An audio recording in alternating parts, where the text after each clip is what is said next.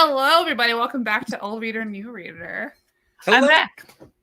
It's been a busy couple weeks, you guys, so I have been gone since I did all the Absolute Trinity books. But we're back, and we're here to talk about Something is Killing the Children. I am joined by my special guest, Father Ted, which is his radio persona name. Yes. I'll be calling you Hudson because I'll forget. That's fine. Okay. I just, you gotta expand the brand. I gotta get people seeing the name and stuff. Yeah, that's true. So, quick. You've been on the show before. It's your second time. Thanks for coming over again. And you do a radio show locally in a place that I live nearby. Yes. If you want to shout that out, you're welcome to. Okay, I'll shout it out. So I am Father Ted. Normally, I am your radio man, DJ, and spirit guide for 2 hours a week on Sundays from 2 to 4 p.m. on 88.1 WRFL Lexington. That's 88.1 WRFL. And that's in Kentucky, in the USA. And that is WRFL.FM, streaming live around the world 24/7. And you've had some great bits on there, which I'm a huge fan of. Yes. Especially when someone that I'm married to is on it. Yes, that husband of yours has some really inventive ideas for what makes good radio, and I don't know if it makes good radio, but it makes good fun on the radio. So there we go. I think we have some time at the end for like just chit-chatting time. We should talk about it for sure. Oh, absolutely. So, Hudson, I brought you here to talk about Something is Killing the Children.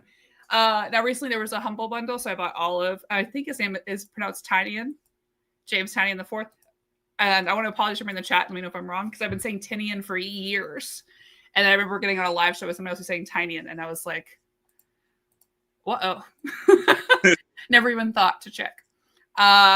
So we are only going to talk about the first couple of volumes. So if you haven't read Something is Killing Children yet, don't worry. There'll be some spoilers, but it's not going to ruin your book experience. As I've said, every time I've done a show, we talk about it, right? And to me, I can tell you about all of these things, but it's not going to be the same as reading these things in front of you. Think about the children. We'll try, but they're dead. Them suckers out. I'm glad I got on board. Something's Killing Children ground floor. Bought the first issues in Impulse, but I never stopped buying since. Is one of the very few titles I still buy in floppies. That's big. I only buy Green Arrow in floppies. Tynion, but there's an NION though. Anyways, Something is Killing the Children. So this is an ongoing series. I meant to just read the first 2 volumes today, and I read 6, but I won't only talk about the first 2. And then I might, if you have questions about things, I'll be like, "Oh, this happens later," but without telling you anything, so it doesn't spoil it for you. Cool. So, last time we got together, we read Sarah, right? And so I chose that one based on your personal interests as a historian of sorts. That's a nice way of putting it. As someone who's a special interest in, I think, communist history, that you and I share that, although I'm more of the Chinese communist history. It's part of my academic background, which has a lot of different areas. Some of that is about, Chinese history of the past 100 years. And you share somewhat similarly. So we were able to bond over those things. Yes. And I was like, Sarah's the perfect intro to that. And this time I was like, nah, something different. Yes. And so I was like, we'll just see how you feel about Something is Killing the Children. So what was your first impression or vibe? And then we can get into specifics of the book and everything. I adored it from pretty much second one. Obviously the name hooks you immediately. Mm-hmm. There's something about that that's just jumps out at you. But the aesthetic, the just vibes from page to page. And there's little details which I'm trying very hard to not latch onto and talk about, since we're going to talk about it a little bit more later. But just the visuals, the dialogue, how the characters feel very real and very human, and I think that's really important for the story and how serious the story is at points. Yeah, I know I've read the first volume before, and I'm sure that if I have and I've done a show about it. James will tell me. I believe I have done a show about it. I've been on here for like 6 years or something crazy. And so I forget. I've literally had shows where we're like, oh, we never read this. And like literally a year before that, me and that person, the same duo have reviewed that same book. But I really enjoy this. Ari, like, I like the characters on a lot of our main character, Erica Slaughter. And a name like Erica Slaughter is great anyways. And I think Tynion's a great writer as far as like slowly giving you things, which I appreciate. And that's hard to not just like give up the ghost immediately, but to really like slowly let you figure stuff out. And I think that I appreciate that in any book because I like to pick up like the puzzle and the pieces of it. I like to theorize as I go. I think it also does a really great job of putting you in sort of on even ground with the various characters and where they are in their knowledge of what's going on. Where, like, to them, Erica Slaughter is also basically a comic book character. Even one of the other characters mentions, oh, when you showed up, I thought you were a superhero and we were going to save the day and we were going to fix everything. And it's like, yeah, man, that's what I thought too. Oh, no. Yeah, and that's a good way of saying it. I didn't think about it in that way. Like, yeah, you're right that they do a great job. And I think even as this continues on as well, of like feeding you information as the characters around her would get that information. Yeah. So like even just like learning more about, make sure I'm not going too far ahead. Yeah. Of learning more about the order. Yeah. From which she comes from. Like we don't really get a whole picture. You're not going to get a whole picture until like volume 4. Basically, once this first arc is over. And even then, you still don't know you don't know everything. And it does such a good job. Like you know she's got to be from something. We see a little bit of like clips of like other things, right? When they're like, well, where did you come from? Like, what is your house? And then they cut to, Chicago. Yeah. And just getting us little bits of like, how does this work? So I guess we can jump in. So the first volume, we were basically thrown right in. We see like a sleepover where they're playing Truth or Dare. It's a bunch of kids. I assume middle school. I have no idea. Probably high school age. I can't quite tell. And they're telling scary stories. We have this kid who's always talks about his nightmares, James. He's like, no, this one's real. I really saw this thing. And then we end up, before we get to like the cut, I guess, of like something is killing the children, like leading into basically your opening credits sequence, where everything has gone wrong and they're screaming. Yeah. And he feels like it's his fault. And I love that hook. And that hook always works. Yeah. Any horror movie, like, that's perfect. I'm in immediately. Like any sort of Goosebumps or Are You Afraid of the Dark or whatever. Like, that works. It's creepy right away. And I think any of us can sort of like see a kid in class is getting bullied and we're like, yeah, we get it, man. Like, we've all been there. No, we feel it. And that's like throughout the first volume, especially, and into the second volume, they kind of jump back and forth between, much in the same way that the opening sequence does. They jump back and forth between like the active, actual, horrifying nightmare reality of things and that visceral, violent monster that is out there eating the children. And then you have this like kind of very human PTSD reaction to like, was it my fault? What could have been? Yeah. All of these things. And it's like, it's when you're reading it, both just feel the same in your heart. Like it hurts the same exact way, but in two different like directions. And it's the way that they capture that. And then like in between, you're getting moments of like figuring out what's going on. And then it's like, here's a new kind of pain. Here's a new kind of horror. Let's figure some more things out. Here's a new kind of pain. Here's a new kind of horror. Like, it's just this really gorgeous mix, and it makes sure that none of it overstays its welcome. Like, you're not getting like so drugged down by the like trauma and outcomes of what happens, but you're also not getting like inundated with like hyper violence constantly. Like every single time sequence of violence, it still hits the same way. It still hits. Just it's happening, what's happening, you're like trying to like read it, you're almost like closing your eyes a little bit because it's the horror movie and there's slashers like, right there and he's right there. It's very, very good. Legend Picture says, I liked how the story started up and not so much the House of Slaughter stuff. I find Tynion's other stuff, like Nice House by the Lake, way better. Oh man, I have to make you read Nice House on the Lake. That is a trip. I'm not gonna curse yet because we're 10 minutes in, but YouTube is weird now. You can't say the word for women who love women, and you have to be careful when you say the F word of how early into the video.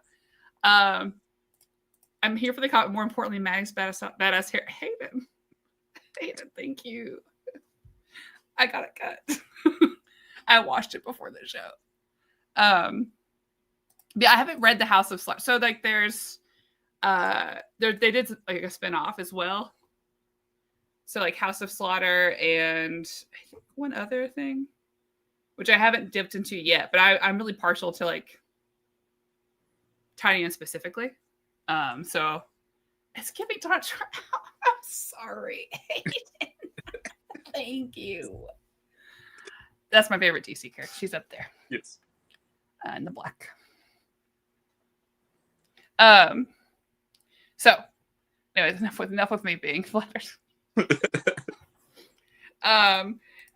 But yeah, I really like this beginning of her. And even when Erica shows up, she's a very different looking kind of character. She's really like crazy looking anyways. Like I love her crazy. I kept thinking that there'd be a reason. And maybe there still would be for like the the bangs over one eye and then just one like. We don't know that she doesn't have a Sharon Gan. Like just throwing that out. Well, I think that's the problem. It's years of watching anime that if I see an eye patch or like a hair covering, I assume that like there's some secret power or like secret eye. And that could still be the case. I've read 6 volumes and I've only seen her when she's a child. Okay. I can confirm that young Erica had 2 crazy, huge, creepy looking eyes, but was normal besides that. So we have her show up and I love immediately this whole situation because it feels very casual. Because she shows up, she immediately starts talking to James, that kid, and it's like, "Hey, my man, what's up?" And he's like, "No, I don't want to." She's like, "Just tell me. Like, it's monsters, right?" Like, she just immediately the way she's very casual, and she's obviously without them telling us she's been through this. She has been through this whole situation. She sets up at I love they say Applebee's. I made a note of that specifically because I can't say Applebee's. I love that. I'm a big fan of the House Depot. Yeah, we're done House Depot too. House Depot goes hard, dude. Yeah. But automatically shows up to kind of like save this kid. And it's a perfect situation because he's traumatized. And like you said, like this girl comes in, is like, seems like she's got it all together, even though she has a weird octopus plushie she talks to. And she kind of berates him. But I love dynamics like that in any book. Yeah. Like, the experienced begrudging protagonist and the kid who doesn't really know what's happening. It was just like, shut up. Once again, and I'll mention it, I was saying when we were chatting before this, that like, I don't know if it was necessarily the dynamic. I don't know if it was like, the art and tone and just the way that everything vibed. But I was reading it and I was like, golly, man, this feels like Batman. Like this feels a little bit like a forgotten, forbidden Batman story. Like there's some, and then I get to the end and it's just like, oh, he also wrote Batman. I was like, there we go. Yeah, and his Batman is seriously one of my favorites as far as like all Batman stories because he wrote a really good. So here's some DC information for you. Like typically we have 2 lines of comic books and we have like your typical just regular Batman book. And then you have like your Batman family book. And he wrote the Batman family book. Okay. And he did a great job because everyone had a lot of character to them. A lot of great interpersonal working on. So I think James is really good at that. As far as just like how characters interact and making them feel real and normal. Yeah. And I think he shows that as well here. Like even with our other characters, I really like the character of Tommy Mahoney. Yes. So we're introduced. We know that his sister is missing, that his mom hasn't gotten over it. And his dad is worthless. And he's angry because he doesn't know what's happening. And immediately sees this girl talking to James. And he's like, this weirdo did it. And is immediately starting shit, even at the Applebee's. Can't believe it at the Applebee's. I want an Applebee's shirt. Believe that. That'd be some great quality merch. Yeah. No, like I really love that. James is really a good example. The scene when he goes to get the gun from his dad's house is like so painfully awkward and just, Yeah. but not stilted. Like it is a very human feeling scene where it's just like, man, I called 7 times. Like, why are you naked and drunk on the couch? Like, Yeah, I know please why. connect your phone. And I feel like, that's something that, when I bring you on the show, I bring my friend Lee, who, we are from Kentucky, we're from the South. And I think, all have some questionable family members, right? That is not my reality, but it is a reality I have seen with my family, right? Where I've been to their house, I'm like, what is happening, man? And you're just trying to get through. Maybe they were normal before and a trauma has happened to make them this way, but you're just trying to make it through the day, right? And I can see that with him so well. Because of course he's like jumpy, but he ends up being a character that I really love as we go on. Like I really love Tommy Mahoney. Perfect name as well. Yeah. No, it sounds like a character in a I had the name of the musician and I completely, the guy who did Moving Out. Completely over your head? Yeah. Anyone in chat? Somebody will get it. Mama Leone? Apparently in the art book, Wether Dell-Edera said Erica Slaughter was inspired by Sasuke from Naruto, and the tired sunken eyes was a deliberate design choice. Hey, perfect. So we get this point where she's brought in because Tommy Mahoney is called in with his also very cool alt queer person who works at Applebee's, as one is to do in a small town. And I love this moment too, just even in the share, because she gets called in and immediately she's like, and I read this word like verbatim, you're going to get a call soon. After that call, you're going to let me go. A little bit after that, the problem is going to go away. You're never going to really know what happened or why. And it's going to try to be crazy for a little bit, but at least the kids will stop dying. And I love that just delivery of like, I'm busy. I've got things to do. And which is great because you see this kind of dialogue from like really cool people in, procedural sci-fi shows or horror shows. But she's just this younger girl who just looks crazy, who's carrying a octopus plushie she talks to. Love that. No, and there's several moments of that I think are really good where, and as a person who grew up in an incredibly small town, anything that happens outside of the normal is already way outside of the normal. So like, stuff that is extra outside of the normal kind of, I don't know. I can see where a lot of the characters are just like, I would do anything to get this girl to leave. I want her out of here. Whatever. Like the scene in the House Depot where she is like, no, I want the worst chainsaw you have. I want one that's actively a danger old and use. I want it to be really, really bad and to cut through bone. And the guy's just like, okay. It reminds me of some crazy stuff I've seen in Walmart. If any of you guys are not in the U.S., Hayden, Hayden's in Scotland. Listen, I've seen some crazy stuff at our local Walmarts, especially when it was 24 hours. Absolutely one of my favorite series of all time. I got to meet Tynion on Friday at my local comic store. It was a dream come true. I'm really jealous. He's someone that I've always looked up to. Like I know, I can't say it for every writer. I have a top 10. And I would say Tynion's on there, somebody that I know I can trust to give me a good product, regardless. And who tends to write things that I like. And what I like is good interpersonal stories and something horror-esque. And he's like, here you go. Hey, do you want to get attached to Clayface from Batman? Here you go. I'm like, thank you. You get me. And it ends with us actually running into the monster. So we get there. James has followed her. So is Tommy, thinking that Erica has killed everyone because he can't see the monster. And we end up finding this like den. And ending where we find a little girl and she gives Tommy the sight to be able to see the monster. So what did you think about this? Like that's basically volume 1. We see her end it with, she's doing this big fight. She ends up killing the like maternal monster, but finding out it's a den, there's more of them. So it ends with a great cliffhanger of like, there's been babies. And now we have to figure this out. This town is totally screwed. I don't know what to do. Also, this kid's been shot. Yeah, I like that scene. So, like, you get, the comic book payoff of, like, now we can see the big bad in its full glory. We're going to have the cool anime fight where, like, she's jumping around and doing all kinds of stuff. And you're getting all kinds of, like, blood sprays, and it's very, very cool. And on top of it, she is having to, I do love, and I wanted to mention, just rolling back for half a second in the story, as she's walking up, she's getting into an argument with her boss about the nature of the monster, where she's just like, no, you screwed me. This is a way, way worse monster than you had suggested it was. Like, this isn't fair. And I think anyone can relate to that, having had that job ever. Yeah. It's just like, someone's going to lie to you about the nature of how big of a problem it is. Like, you were going to solve it anyway. Why wouldn't they just tell you? But yeah, so you get like the cool fight scene.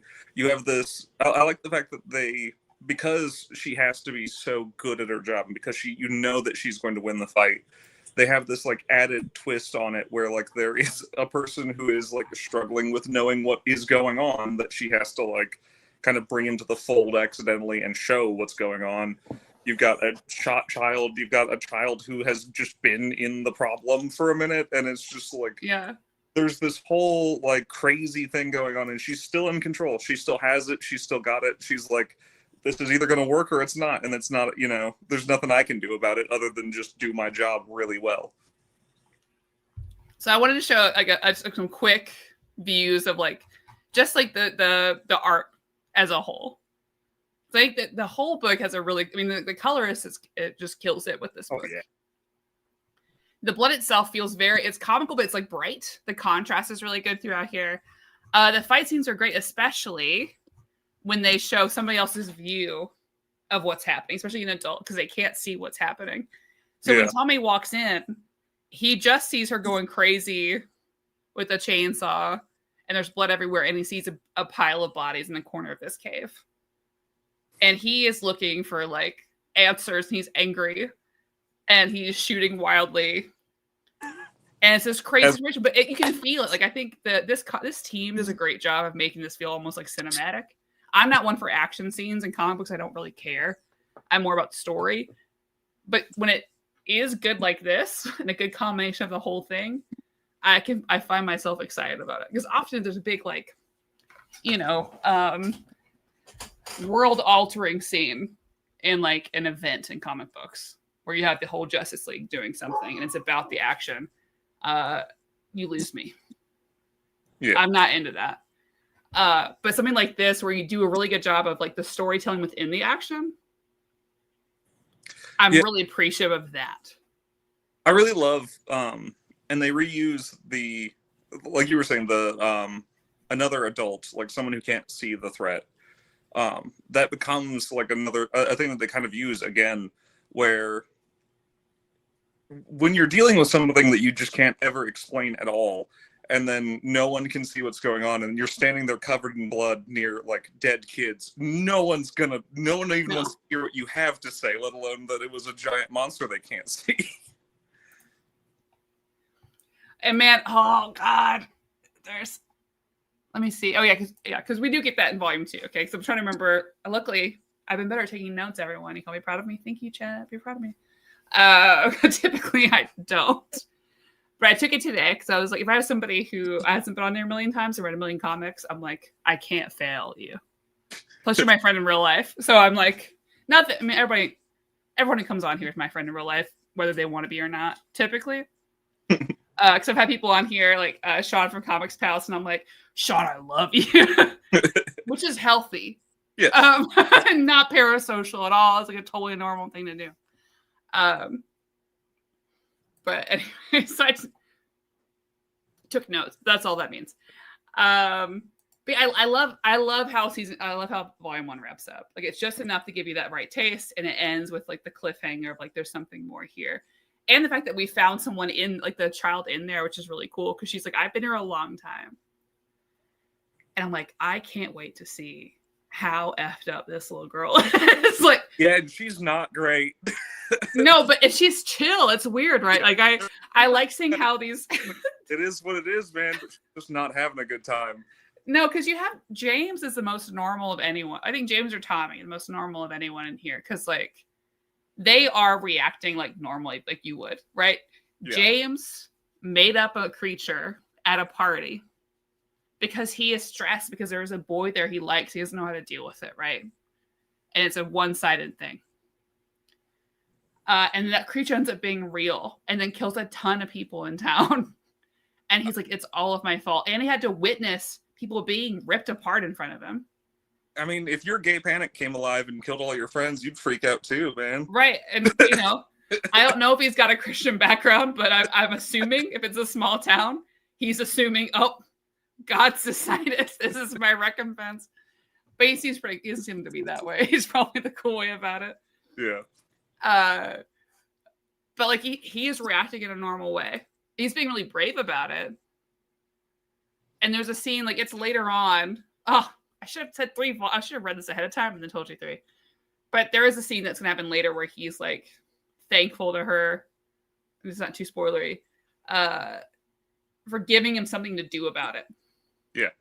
Which I think is going to be the theme of this whole series, is that the way that she is, like her hyper empathy of like caring for people, despite that not being what the rest of her order wants, is something that's truly helping people. Because otherwise, all of these crazy, insane things are happening, and they don't know why they can't do anything about it. But she's giving them something. Yeah, and I think, I mean, you can see that theme, like the seeds of that theme being planted even back in Volume 1. And it's part of the like PTSD cycle that they explore in Off Time, where you get people who are just desperate to have any kind of like action, any kind of motivation, any kind of anything that they can do that they could help try and solve the problem, or just even if it doesn't solve the problem, feel better, which is how Tommy Mahoney ends up screwing up very badly in Volume 1. But like, you get I think the most touching scene for me personally is at the bar. It's like a slight interlude in Volume 1 where there's a guy and he's just sitting and he's mourning the loss of his child, and the bartender's like, hey man, how about I call you a cab? And then the guy's just like, can I have one more? I want to say this. And the guy's like, yeah, and then I'll call you a cab. And it's just like, that kind of is a microcosm of like, the bartender wants to solve this problem by getting the guy home because he's too drunk. The guy wants to get a little bit drunker because he needs to get this out, and he knows that the bartender will listen to him because the bartender's going to listen to him. Yeah. And they reach this kind of mutual motivity of like, I'm going to do this thing for you, you're going to do this thing for me, and then everything's going to be okay. And Erica kind of begrudgingly is offering that to other characters, where it's just like, I'm going to solve the problem. You are going to help me in some small way, shape, form, or fashion. Yeah. And by doing that, you get to have motivity. I get to do my job. We both go home happy. Yeah, when Jake is perfect foil, I think, Tynion's good about giving you side characters and situations that help you think more about what your main characters are going through. Because, like, seeing him and then immediately after, because he's talking about, like, wishing that he could have seen the man that his son would have become. And then you immediately see Tommy and his friends talking, because Tommy could be that guy later on. Yeah. Right? Who doesn't have anything like wrapped up and doesn't know what to do. And we also see his mom, who hasn't let it go, because he's like, Mom, I can't keep passing out these flyers at work. Like, it's the Applebee's. They're not going to keep coming here if I keep putting that in everybody's cars. And she's like, I need to know that I've done something. Well, and then you get the scene in Volume 2 where she is, to avoid some small amount of spoilers. Although we're a spoiler show, baby. Well, I know, but like for the people, I know. Like I want to, a little bit here and there, but kind of like you to do it, because by God, just reading the first volume will get you hooked enough. I'm gonna read the rest of them, whether we do another one of these or not. I'll upload everything else into the folder for you, so we can both read and talk about it. But anyway, the scene where she's waiting to go into the gym to possibly identify her child, and she's standing there and she's smoking, and Tommy's just like, let's go, we don't need to be here, let's go do, like, I can't stand this, like, da-da-da-da. She's like, I'm gonna do it, you can go and walk off somewhere else, you can go do your thing, I'm going to do this is the thing I can do. And she's got the Shelley Duvall from The Shining ash on her cigarette. Yeah. Because she's not even smoking anymore. She's just standing there waiting because she knows it's about to happen. Because it's alphabet. Like, Mahoney's M. They got to the J's. Like, she's... And there's so many kids taking hours to do. Yep. Real quick. So I want to talk about Volume 2 now. But I do want to mention, shout out the covers. There's a different artist that does the covers. I don't have his name right in front of me. Incredible covers for this series. Oh, did a great job. Not just this cover, but like like the file that I uploaded for you has all the variant covers as well, which are also incredible. Astonishing. A lot of them are by my favorite Jenny Frisson. Let me find one of hers. Where are you, Jenny Frisson? I know you're in here. Because you do so many covers.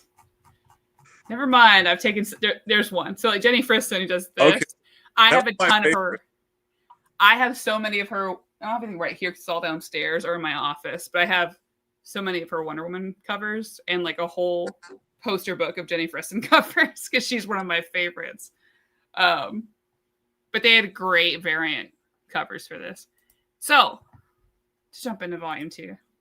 It's like kind of getting us ready for the big battle.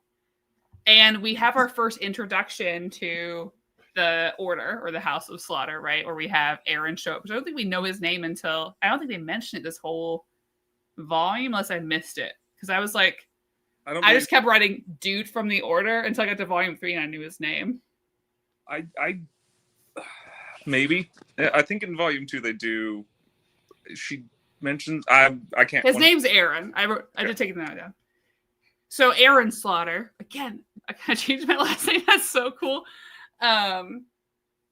He shows up after she calls, and you can tell it's like a relationship where he is trying to sort of take care of her, but he's also like, I have to lay down the rules. You know what we have to do because we can't let this get out.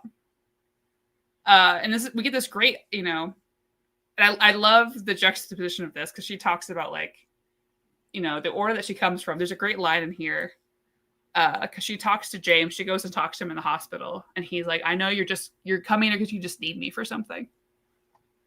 Like you don't actually. And she's like, yeah, I do. Like I do. She's like, before I lied to you and I said I needed something from you and I didn't. I was just doing that to like be nice, basically help you out. But now I actually do. And you can actually be of help. I need you to be bait.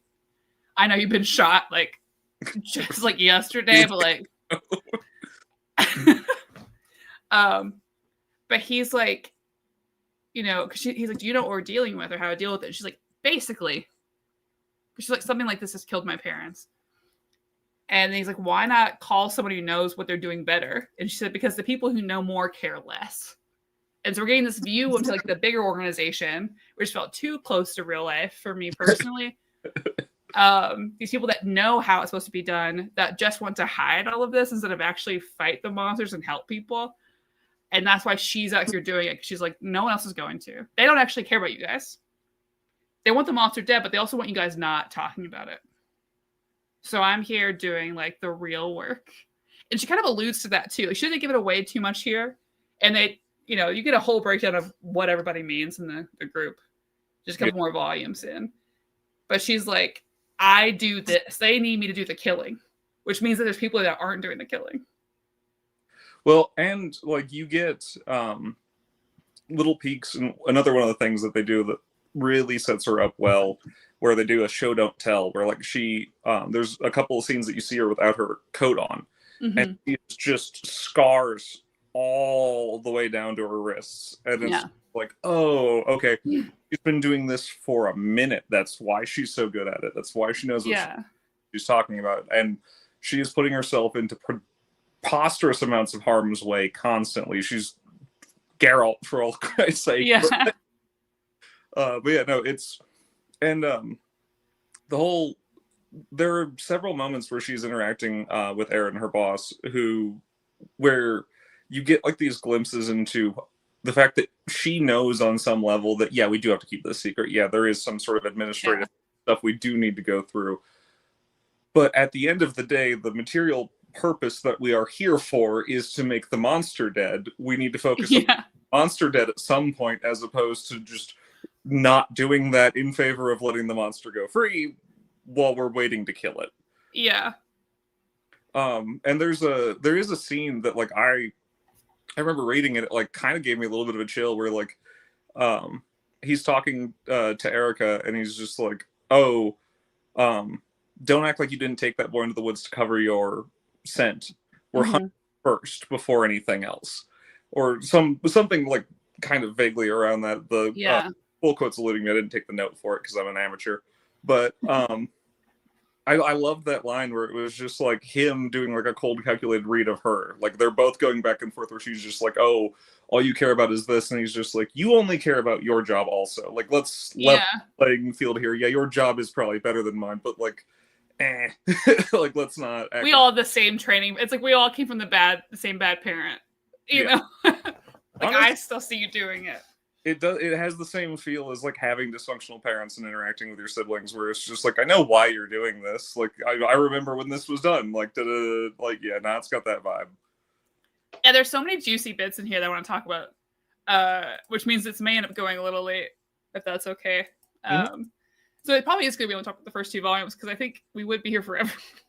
Yes. So I also want to talk about in the beginning as well. There's a few things that are happening, but we get to meet, and I think she's Vietnamese. I don't know how to pronounce her name, but Bian or Bien, that's not an East Asian language I speak, so I'm not sure how to pronounce her name. But the girl that survives, we get to see her being taken care of in, like, I guess, like the police office. Yes. And I love this. I love the way she talks about things, because she's so. It's like she's disconnected and normalized it, because she's like, yeah, I was there, and like, you know, the mommy would eat the live kids and the babies eat the dead kids, and they need the dead kids to be able to eat. Like, yeah. Don't leave them. Don't hurt the babies. Yeah, and then she gets defensive over the baby monsters, and it's just like, well, I can see why. I mean, you have been there for a minute, and you are very little. Like, I dig it. Like, but it's a line.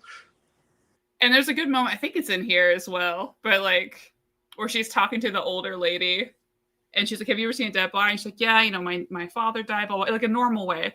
And she's like, anybody try to eat it? And she's like, no.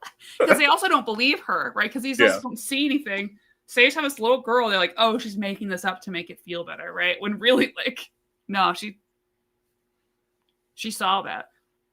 No, and I also love there's the recurring gag, and I'll call it a gag because it is like just dreadfully hilarious every time it comes up, when all of the characters are like trying desperately to explain what's going on, and they're like, had to have been a bear.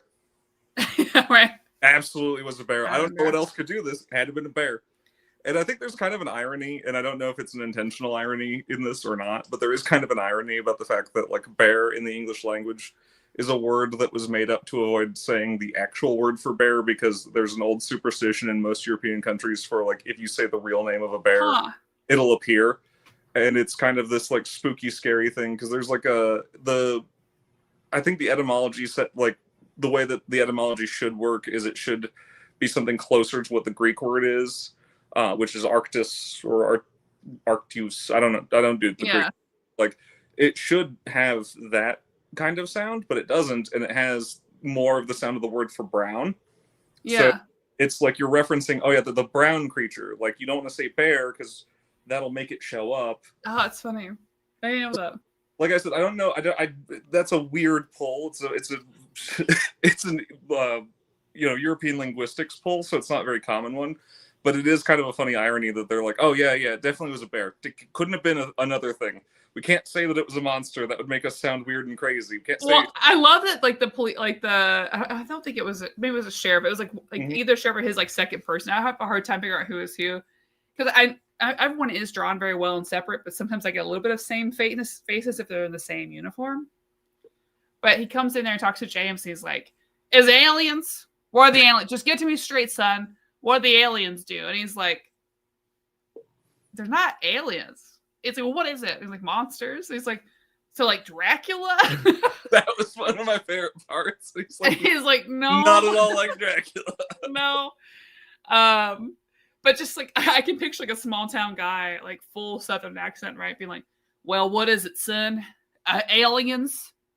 As a little green guy come down to get me? Like, what's happening? I'll give up. I don't know what else to do. You know, like he's this close to quitting. He's just trying to get his pension and get out. No. It was cute. The brevity within this is good. And I like that scene also because, thinking about like, real life issues with like younger folks, like you have real life versions of that where it's like, oh, XYZ horrible thing is going on, and then someone who is older, who experience something vaguely in the same vein where it's just like, oh, so and so's real bad off on drugs, and they're like, oh, like weed, and it's just like, no, much no. It gets way worse, buddy. But there's so much good business. Like I love all the Tommy moments in here because we get a moment pretty quickly where, Erica is still like she is in custody. She's waiting for like people getting in the way of her doing her job, which is why most people are dead. Which is a recurring theme. And Tommy's just, he's out there. He now has the sight because in the last volume he's been stabbed with something so he could see. Because she's like, listen, I know I'm not supposed to give that sight to anyone, but I need him to be able to see the monster so he can get these 2 kids out of here. And that's the sacrifice I'm willing to make, even though we now know immediately that the whole point of it is for him to get killed. Yeah. Because like, Aaron Slaughter's coming, he's like, I had to kill this guy. I can't let him live. He's not supposed to be able to have this, and I'm not going to recruit him because that hasn't gone well before. And we see him trying to help these kids, and there's so many good moments in here where he's just like, once he has that sight, his like good boy genes are so real. Like he's just a good guy, just trying to do his best. He's just trying to save kids. They all die anyways. No matter what he does, every kid is just getting ripped apart. No, and that scene in the woods where he's like, trying to keep the one kid's like, oh, my brothers are dead, and he's just like, yeah, that's why you need to stay by me. You really need to stay by me. I can see it too. I know what's going on. And the kid's just like, I don't know what to do. And it's like, he's kind of like screwing up at Erica's job. Like he's doing that impression of Erica and it fails. And he's just like, oh, this is awful. And it gives you kind of a glimpse into like how bad it had to have been for Erica starting out. Like even with training, even with knowledge, there's no way it's not going to go like that at least once. No, because she doesn't always know what it is right away. Right. Like, we've established like she's talking to her boss and she's like, it's supposed to be this, but she talks to the little demon in her octopus. It was like, nah, man, it's this though. Like, yeah, I don't think so. We haven't talked. You've mentioned the octopus. Yeah, we haven't talked about how just dreadful the octopus is, and I love it. Let me find a picture. He's so cute, but like once you get the origin, you're like, oh shit, actually, oh shit.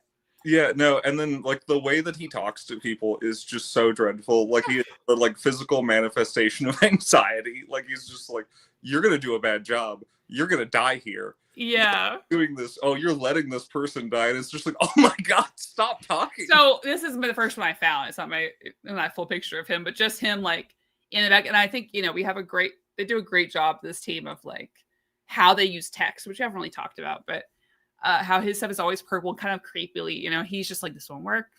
This won't work. This is her childhood toy. And we get him, oh, look at little babies. Yeah.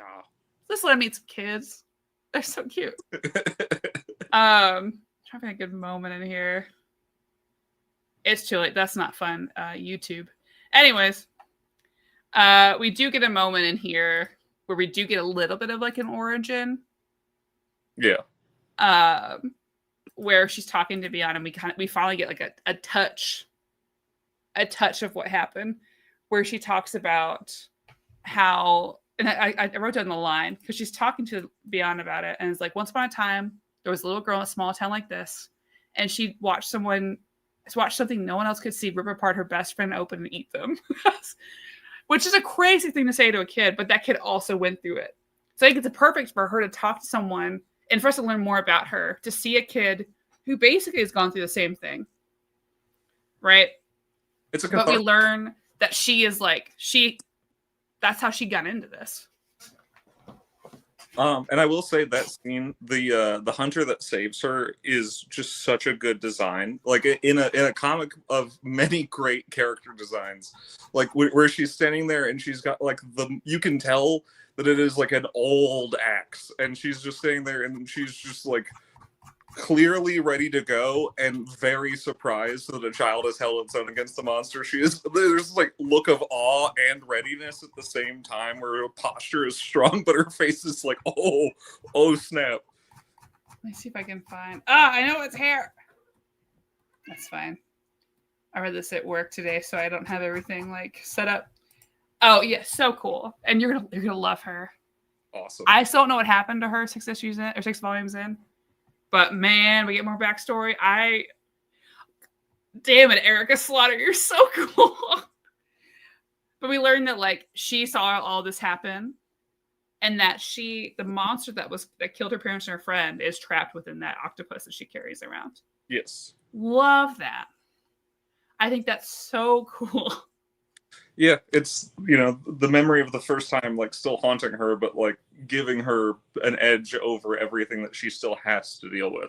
Yeah.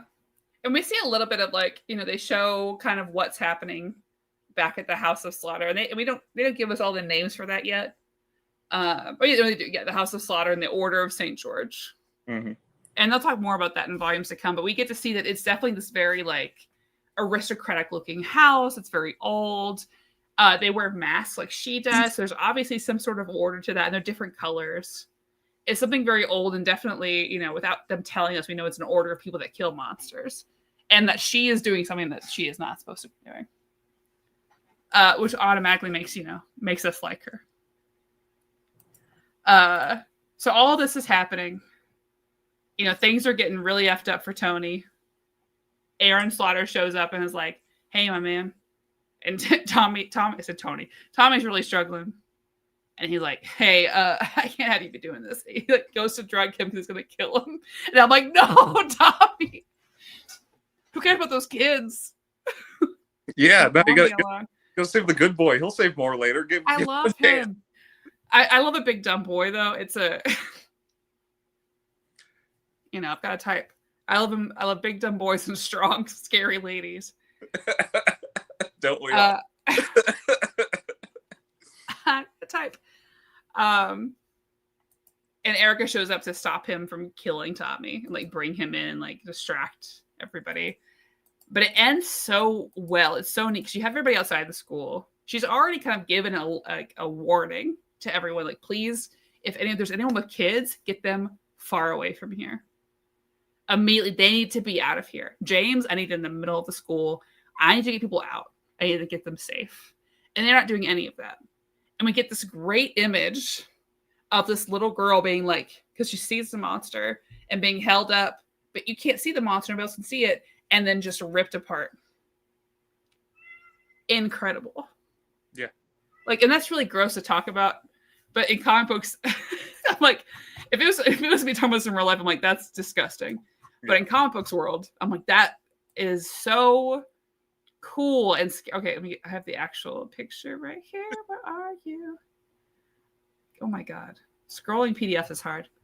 One moment, but I want to show off this part in particular.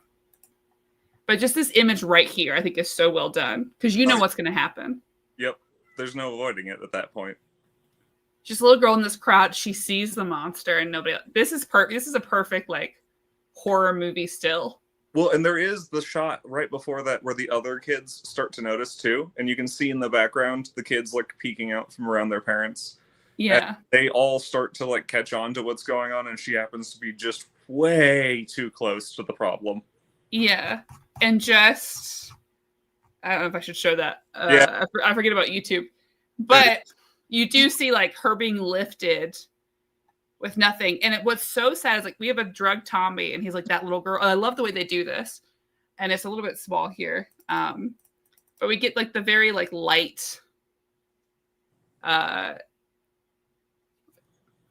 inking of the light lettering, and you can say that he's like trying, right? And I love the way this is done because like you can tell he's whispering, he's trying to get it out, and he's freaking out, he's trying to help.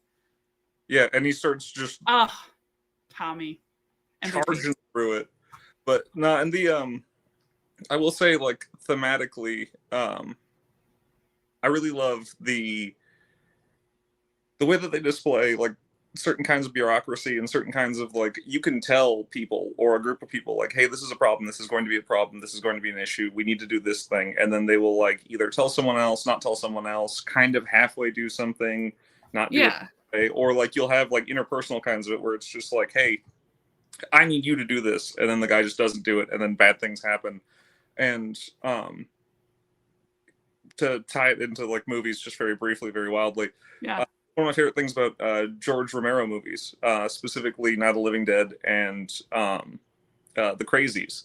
And so Night of the Living Dead, you have people who are saying like, oh, we need to do this, we need to do that, and it keeps going wrong. And they just keep following the loudest voices in the room, and then that creates its own issues. The Crazies, the original one, the really wild old one that Romero did, he just shows like how chronic inaction happens in hierarchical organizations. Yeah. Where, like, well, I got to ask my boss. My boss has to ask his boss. My boss has to ask his boss, and it's just like you kind of feel that both from like the House of Slaughter, where they're like, well, we can't let people know that this is going on, and then even like when Aaron shows up and he's just like completely botching everything at every point because he's just keep everyone quiet. And Erica's like, we need to focus on solving this problem. And then you see like just even on a small level where it's just like everyone with kids needs to get inside the building right now. Yeah. Well, we got this thing going. We need to figure out what we're going to do. And then all of a sudden, one horrifying thing happens. And it's like, well, all of a sudden, we all know exactly what needs to happen right now. Which I love. Like, I think, and that's such a good aspect of horror movies, because the horror itself can be bureaucracy. Mm-hmm. There's a really good Godzilla movie. I always forget which one it is, because it's before -0. It's the one right before that. But that one, the real villain is the Japanese bureaucracy. Like, I was watching some friends who've also lived in Japan and were like, that's so real. They had to print out everything for everyone to sign and look at before they can make a decision about how to kill the giant kaiju that's happening, right? And that's sort of a similar way in bureaucracy in two ways, right? So we have like the House of Slaughter bureaucracy that's getting in the way of actually helping people and killing monsters. Yeah, sure, Tommy's a problem. But you know what's more of a problem? All of the monster babies that are still around. Actually, prioritize, please. Someone needs to give you like an Asana or Monday.com where you can prioritize your tasks and assign them. You need a project manager is what these organizations need. And then you have like your local law enforcement, right? So you have your sheriff and like the next person down under who's not actually like in law enforcement, right? But is the person that would have an authority, like some authority. And maybe we should, vote in sheriffs, but that's fine. That's not related. And it's like no one's making a decision here. Yeah. Well, which is great. Does make the decision like every now and then he exerts just enough authority to get like the ball rolling on a couple of things. And he does it right a couple of times, but as you later learn in the scene where he's in the hospital, he believes that there is something he doesn't understand going on, but it is so outside of his understanding that he would probably be more helpful if you could physically explain this to him, which you can't. Yeah. And that's hard. And which is great because, like, this is something that happens later, but they talk, there's some instances where, everybody's in the gym and she has to talk to everybody later on. And it's perfect to somebody who's worked in like international relations and like as some intelligence analysis, like training and things. It's so easy for the populace to get immediately crazed, right? And imagine that normally. Imagine that with something they literally can't see. Yeah. Or create reasoning for. Oh, I should have signed the volume 3. There's so much stuff. I want you to read. Let's talk about it. Yeah, I will. It's not covering Cosmic Ghostwriter last night. I need to read that. I just finished House of Slaughter Deluxe last night. Perfect timing for this. I think I also downloaded that in my like Humble bundle, so I'm gonna check it out. This comic would make a great video game. I agree, especially one that's like very narrative driven. I would really like to see, or something that has like relies heavily on choice, like the Hudson. I don't know if you ever played there's the Telltale Walking Dead games. Telltale games. I've played all. My guy. God, they're the best. Yes. Over the comics, over the show. I truly believe, to me, Walking Dead Telltale games is like the epitome of that like franchise. Like true storytelling is those games over everything else. That would be perfect for this. Yeah, no, it would make a really good Telltale. I think they vaguely. My personal favorite Telltale was the one that they did for was Fable Comics. They called the game something different, but yeah, no, I that got me into. I read an amount of so good. Yeah, Fable was the first ever real comic book I ever read. So I read a lot of manga. I got a copy. I think somebody pirated it and gave it to me, but like all of Fable. So I read all of Fable. It's the first ever true comic book I've read. And now you can't catch me pirating a comic book. Yeah. Never. It would have to be written by somebody incredibly problematic for me to do that. Yeah. But so yeah, anyways, that's basically volume 2. Besides like another big thing that happens, which we don't have to talk about because it's spoilers. We'll leave at least one thing. Yeah. So let's talk about just generally. I know there's probably some stuff we've missed that you want to talk about, or just like general thoughts about these 2 volumes. How do you feel? So there have been a couple of times in my life that I've gotten like undeniably hooked by a comic. Hold on, I'm setting the beverage down. Yeah. So a few times I've gotten undeniably hooked by a comic. I forever ago started reading the League of Extraordinary Gentlemen by Alan Moore, and there are a few other examples, but I'm not hip to like what is or isn't chill these days, so I don't necessarily want to. Most things. I mean, I can always tell you. I'm never gonna judge you for what you've read in the past. So I got this level of hooked on the Wanted series. Yeah. I don't know. Like I said, that book in and of itself is a bit edgy, so I don't know like if it's the coolest thing these days. As long as it's not written by anybody crazy, I think that one's fine. Okay, cool. I'm just looking to see who is writing it, and I'm looking for one name in particular. As long as he doesn't show up, we're usually pretty good. Okay, groovy. But yeah, no, like, and I would go to like half price books because I'm a boom computers. Hence why I'm on my phone right now. Which is hilarious because you are younger than me. But I didn't have internet access like regularly until I was in college. Yeah. I think how very small town Kentucky of you. Yeah. Anyway, but so I would go to like half price books and I would just pick up volumes and volumes and volumes and volumes and like just be really excited about it. I still have a bunch of them.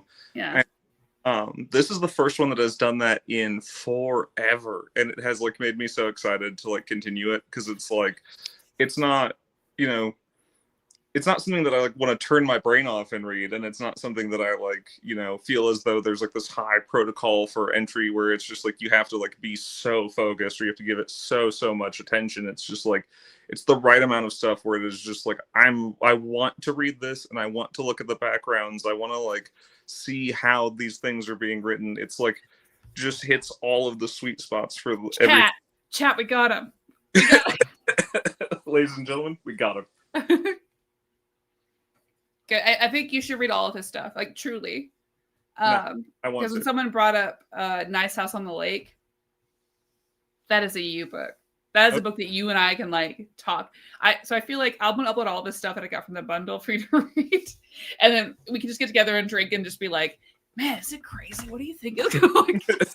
That's so wild, dude. Yeah. No, I definitely want to do that. Yeah, just go to the sake bar and sit and drink and talk about comics. God, listen, I need this in my life. Now, granted, that's what the show is for, but in a way that is more like uncut where we can curse, right? Because usually that's resolved for that's saved for Patreon videos. James knows, but those get a little crazy. It's a lot of like inappropriate questions. That's mostly what the Patreon ends up being. But to be able to truly talk about something and not have to worry about how you're saying is nice. Yeah. Not that I'm not giving you chat. I'm giving you my filtered. I'm giving you my opinion. No problem. I'm talking about the curse words that I may or not be leaving out. You were getting my true opinion on books. You don't have to worry about that ever. I wouldn't even know how to not give that to you. Even if I'm being harassed, which is unlikely. But sometimes. We all remember when Starfire's Daughter book came out. That was rough. Mm. Ooh, or the book about Nubia, also rough. People on the internet are mean. When Captain Marvel came out, but this one's safe. Yeah, we can talk about this one. I'm glad. No, I'm more than willing to be wrong loudly and publicly. Your boos mean nothing to me. I've seen what makes you clap. No, my chat's good. I've got good people in here. The bad people only show up when it's random stuff. But my people, these people in chat, yeah. No, they seem cool. And speaking to the cool people, once again, I want to remind you that I am Father Ted. I am a radio man, DJ, and spirit guide every Sunday, except for this coming Sunday because I'm going to be out of town. But every Sunday from 2 to 4 p.m. on WRFL.FM. That is WRFL.FM or 88.1 if you happen to live in God's favorite city. I need to show up and just do comic book songs. There's a ton. Yeah. They've made a lot of like albums or songs just for certain comic releases. Especially when we had Dark Knight's Metal, which is like what if DC, but like there was a bunch of different Batmans and they're all evil. Sick. Which is actually cool. But no, we should absolutely do that. I mean, I've done the anime intros and outros show 6 times now because that's always just good fodder.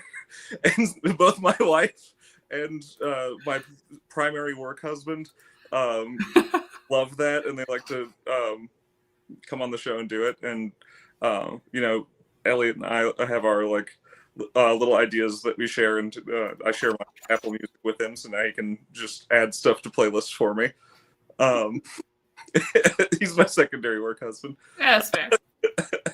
But yeah, no, like I would love to do like a comic books themed show. Like we could even do like a talk segment. The kids don't really give me that many rules.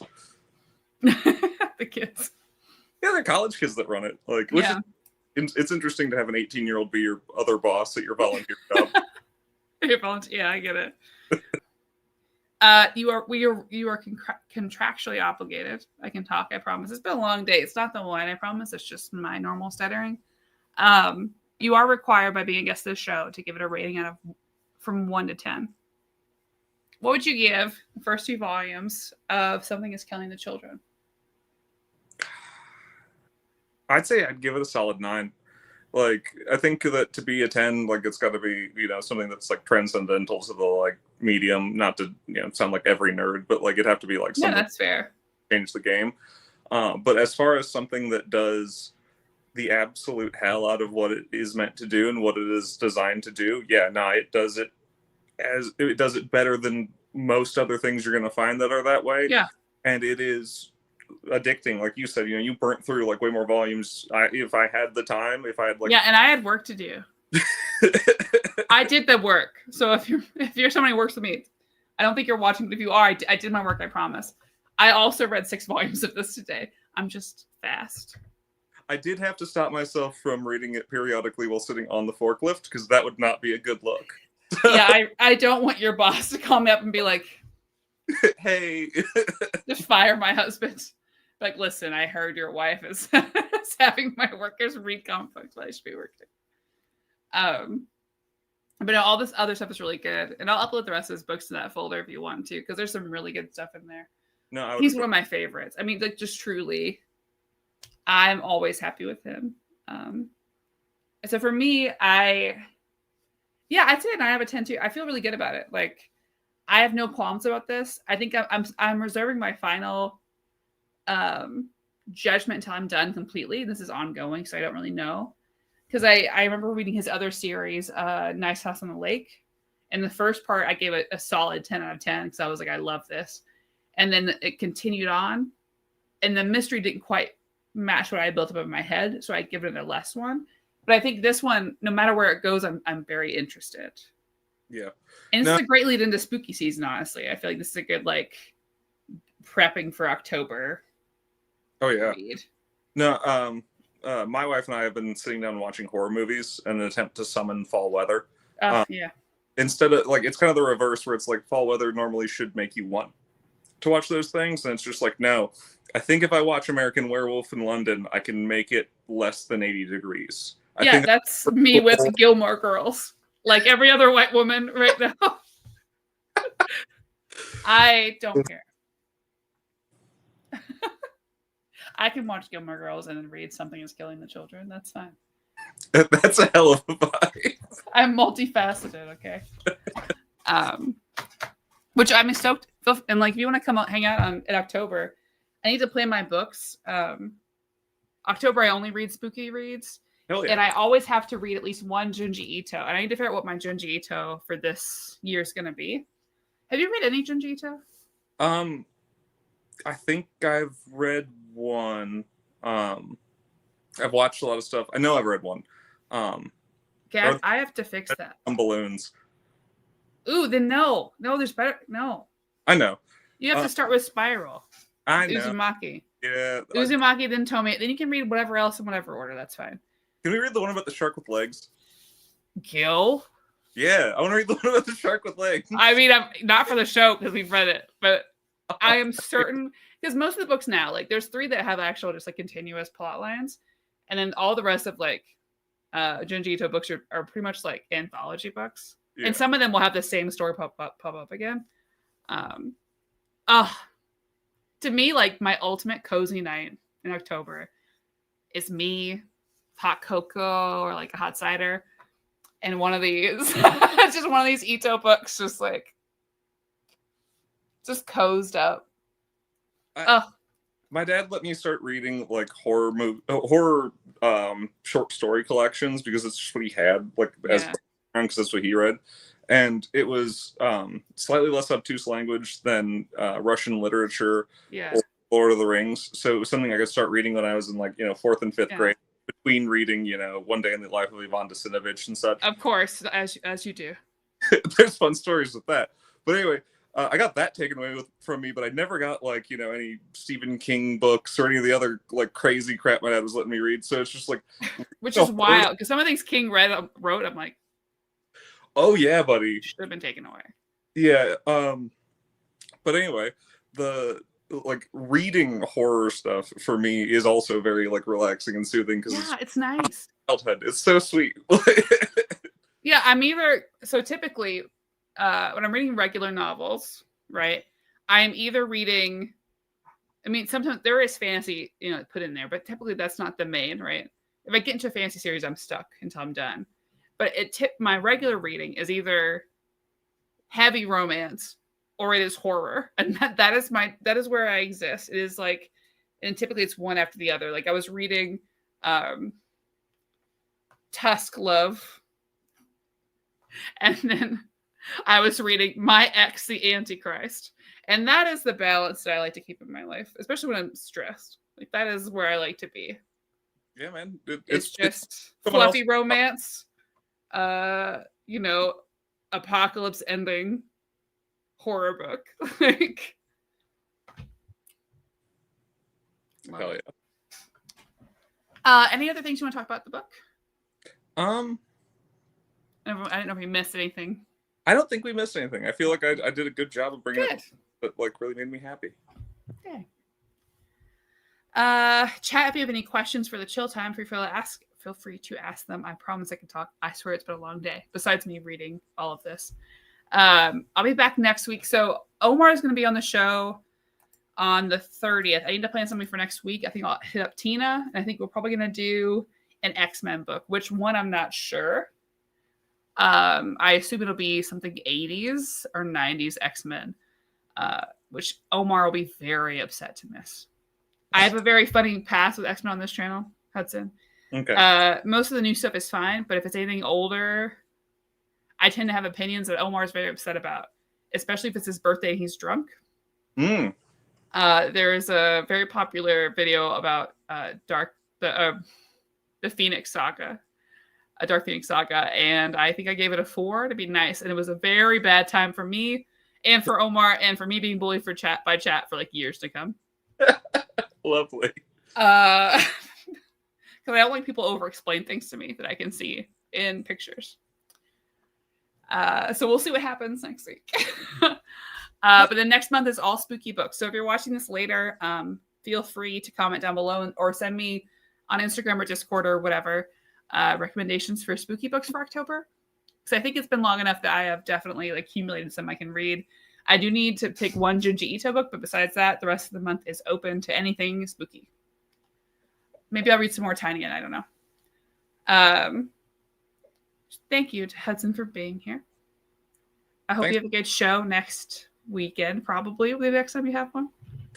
No, this coming weekend I am going to be busy. So the week, I guess next. Yeah. Weekend. Yeah. I don't have days work. That's silly. I don't either. It's fine. I also have hours. We had a pretty busy weekend this past weekend. Anyways, you and I were up at karaoke till like 2:30 in the morning. Which is great. Yeah. No, it was a good time. Everyone had a good time. It was wild to have that many birthdays. September. Normal people, I guess, have birthdays in September. So many birthdays. Everyone's birthdays and weddings. Ellie and I are both. Ellie is in a wedding on Saturday, and I'm going to a different wedding on Saturday. Jeez. We are separate. And you've also gotten to see Omar at karaoke as well. So you've seen. I didn't see Omar at karaoke. I thought he was there. No, that was Robert. No, at my birthday.